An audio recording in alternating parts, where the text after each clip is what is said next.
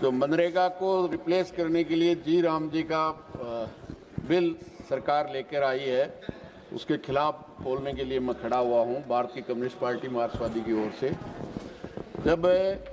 खेती में मशीनीकरण, बुआई से लेके कटाई से लेकर के निकालने तक जब मजदूरी कम हुई तो 2000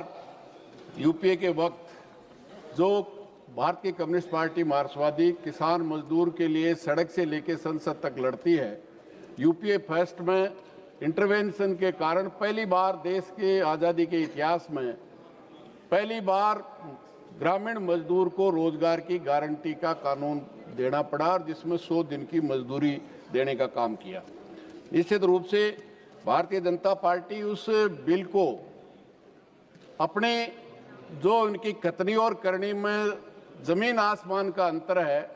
निश्चित रूप से उससे दूर भागने का काम कर रही है, जिसमें 100% मजदूरी केंद्र सरकार पिछले 20 साल से वहन कर रही थी, उससे 60-40 में ले जाने का काम कर रहे हैं।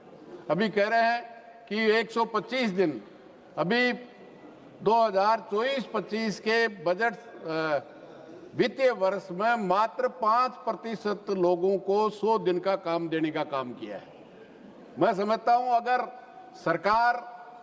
गांव के गरीब से इतना ही मोह रखती है तो केवल केरल में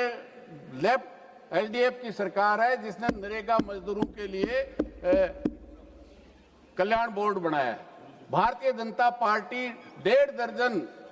राज्यों में उनके सहयोगी और वो मुख्यमंत्री हैं, राजस्थान, हरियाणा, दिल्ली, उत्तर प्रदेश, क्यों नहीं उन मजदूरों के लिए कल्याण बोर्ड कराने का काम करती है। निश्चित रूप से उससे भागने का काम करती है और 125 दिन का ढकोसला करती है। अभी 10 साल से उनकी केंद्र सरकार है, न काम दिया और जो मजदूर जो बजट था केंद्र सरकार का, सभापति महोदय, वो जब आधी रेट थी, जब 1,20,000 करोड़ रुपए का बजट था और जब दूनी हो गई, जब 68,000 करोड़ का बजट है। ये नजरिया है भारतीय जनता पार्टी का गरीब के साथ जिस तरह से विश्वासघात करने का। इसलिए आज निश्चित रूप से न केवल वो कटौती की है, पूरे धन्यवाद श्री सप्तागिरी और इसको वापस लेना चाहिए या सिलेक्ट कमेटी को